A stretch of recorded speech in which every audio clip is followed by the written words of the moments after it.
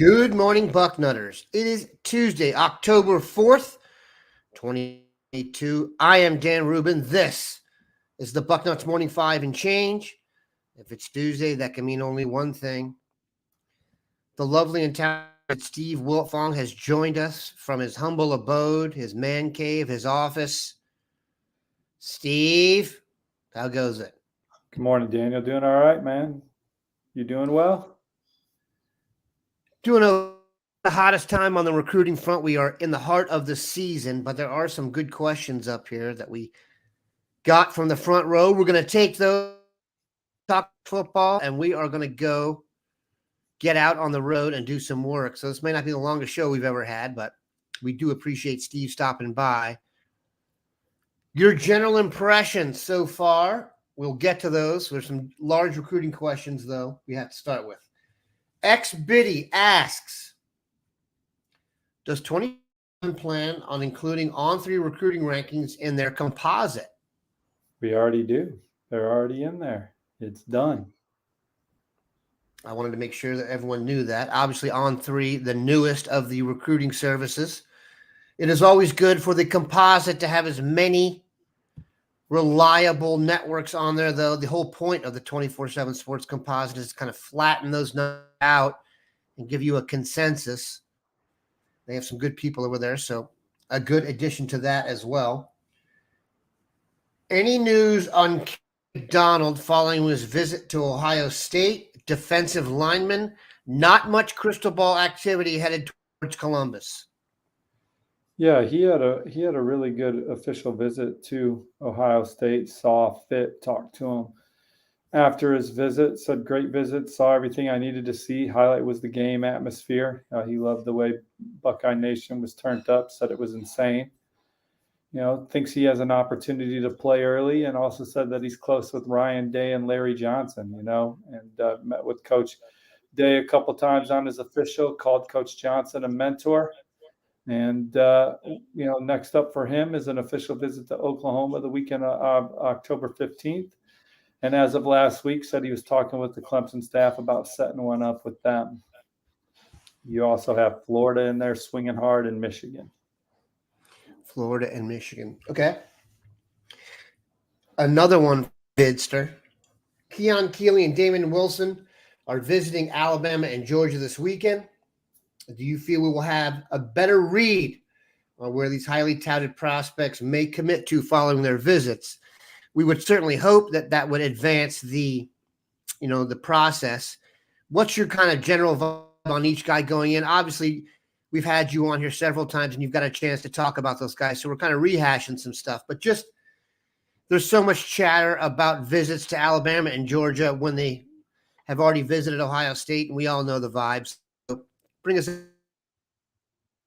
Obviously very must gets is a stretch, but Ohio State has drilled down on several prospects. Well, for both Keon and Damon, I don't know how much they thought about their recruitment last week with the hurricane running through their neck of the woods. I think it really got a piece of Damon Wilson's school and did a lot of damage around there. And then for Keon, him and his family evacuated and went 4 hours north and stayed away from it. So regarding their recruitments, Keon's going to take his official visit to Alabama this weekend for the Texas A&M game. It's going to be a night game. It's going to have a lot of blue chip prospects there. And he's been to Alabama several times. His mom told me coming out of the second Ohio State visit of the season that they would take the official to Alabama, that they were excited to take the official to Alabama, and that they may take a couple weeks after that to just think on his process. And then Damon, coming out of his Ohio State official visit, which was the first weekend of September, his family said at the time that could be his last visit. So I think Georgia, has really turned up the intensity in the recruitment of Damon Wilson over the last, since the summer, since they had him on campus. And, now they're going to bring him in for an official visit, and we'll see how that moves the needle. But he really enjoyed his time with the Georgia staff during the summer. Now he's coming back for an official. He already took his official to Alabama in the summer, The family has not said this, but it would not surprise me if he still took an official visit to Miami before making a decision. So those are kind of the 4 contenders for him. That's kind of where things stand. Ohio State's near the top of the list for both. This is big boy recruiting. You win some, you lose some. But Ohio State's in it at the end for both of these guys. And then just a little bonus nugget, but, continue to hear, as does my colleague Greg Biggins out west, that Ohio State's the one to beat for Matayo Uiagalelei right now, who's the 3rd 5-star defensive lineman on the board. And then David Hobbs, a top 247 defensive lineman, took a visit to Ohio State this past weekend. I talked to his mom about that yesterday, talked to him about it a little bit. I'll have a story up on the site later today. I believe the dean, Bill Kay, got some stuff from him too. That's probably still an uphill battle, in my opinion, for him, with Michigan also getting a visit. He was on those trips with his little sister, who's a Division I basketball recruit.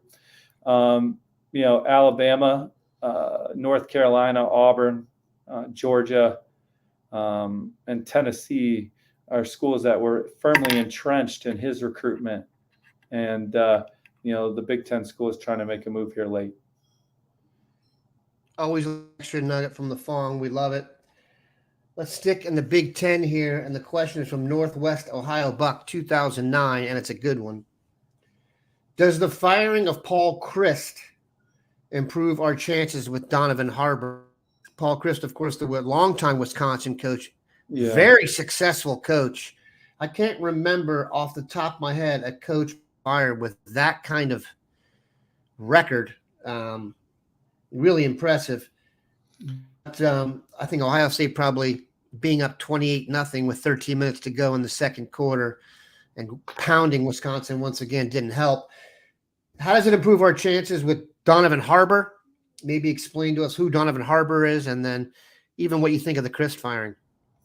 Well, Donovan Harbor is one of the most coveted offensive linemen in the 2024 class. He was at the Notre Dame game, if I remember correctly. I talked to a lot of kids after that game. I believe he was one of them. And he's super high on Ohio State. If anything, I think it can maybe help Wisconsin that they fired Paul Chryst, because the program trajectory was arrow down. So now Wisconsin's going to rally some hope around this program, which could rejuvenate some excitement around the state. I know that he'll have to establish some new relationships with, or potential new relationships, depending on how much that staff really turns over. They have an interim coach there that some people are saying could be the next head guy. I would take a run at some other dudes. But Ohio State's obviously near the top of his list. If a Wisconsin team is trending downward, it makes it much easier to pick Ohio State. With a new coach in there, there'll be new excitement. Perhaps he might not have any relationships, so that'll be a factor. But I would imagine the new coaching staff would target him rather quickly. So we'll see what happens. But Wisconsin, they're number 81 nationally in total offense this year,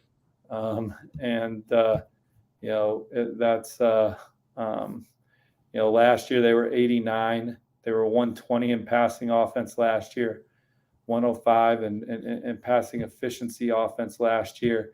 They've really just been a boring team to watch, Dan. And so I'm just, I'm They excited. just become predictable. You know what I mean? They become predictable. You know what's going to happen. You know who they're going to beat. You know who they're going to lose to.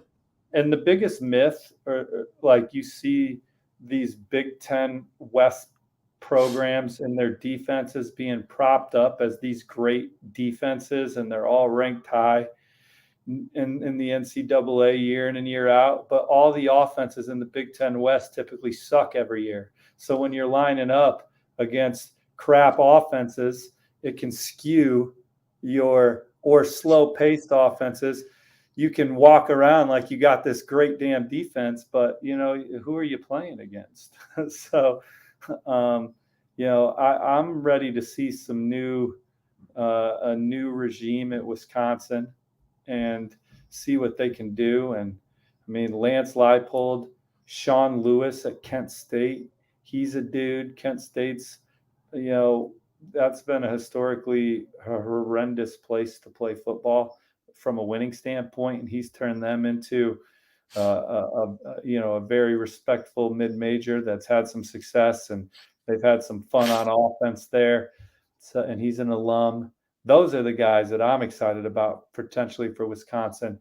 Nothing internal excites me about Wisconsin and rolling with that. Now, it doesn't mean it won't be a good hire if you stay eternal. It just does not excite Steve Wiltfong, I got you. going into it. We always reserve the right to change our minds, and who knows who the next offensive coordinator will be for Wisconsin if they did go with Coach Leonard. But I'm ready to just get new people in there all the way. Like, don't promote from within from a mediocre team. Don't do that. Would be my take. But I'm not there every day. I don't have the conversations every day. I'm just armchair quarterbacking with you on Bucknuts here, and again, reserve the right to change my mind. No disclaimers needed. They've obviously got Jim Leonard in there as the interim, well-known defensive. Having a top 10 defense playing against Wisconsin, playing against Illinois, Northwestern, Iowa, Indiana, just does not excite me. You know what I'm saying? Like, I understand, Minnesota, their offense is definitely on the uptick, especially when they're fully healthy. But I just meant collectively. So I don't need people coming out of the woodwork saying, well, Minnesota's off. I understand Minnesota's got a good offense when they're healthy. I know that Purdue sometimes can post a crooked number.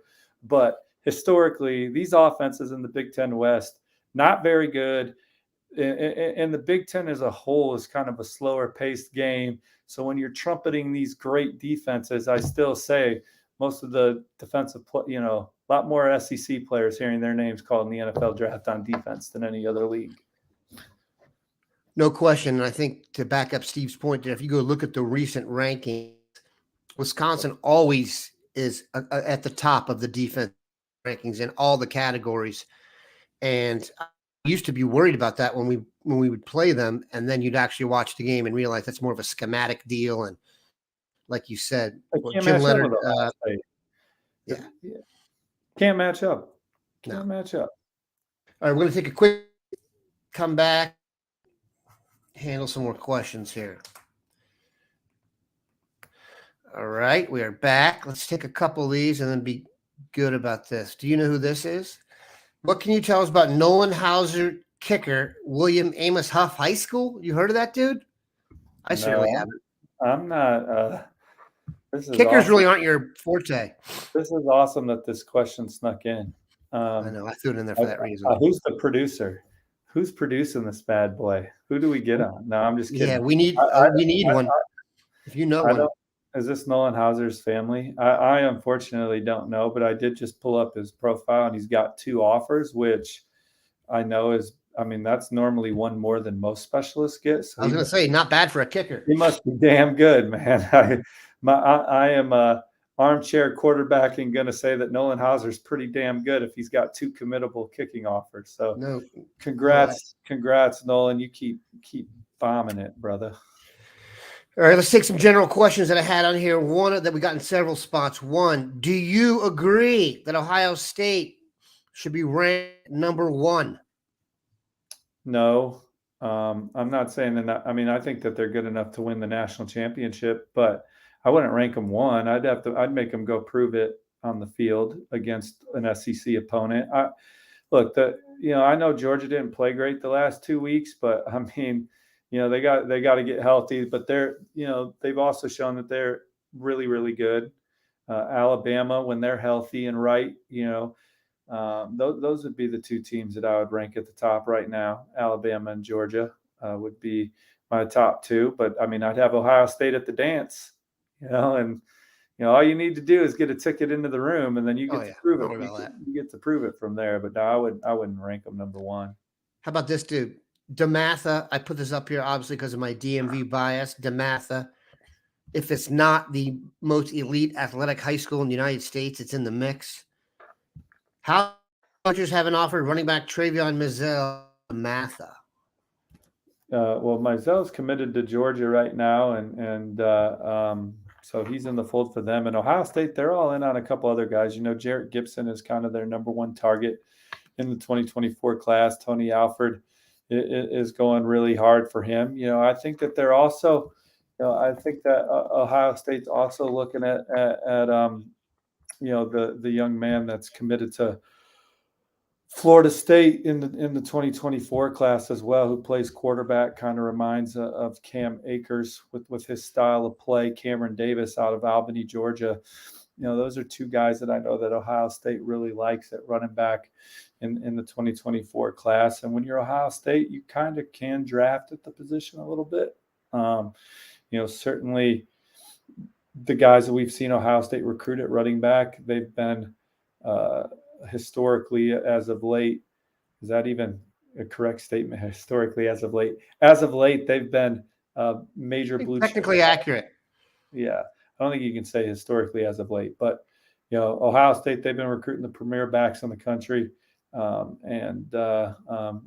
Jarrett Gibson is a major target for them. And so is Cameron Davis.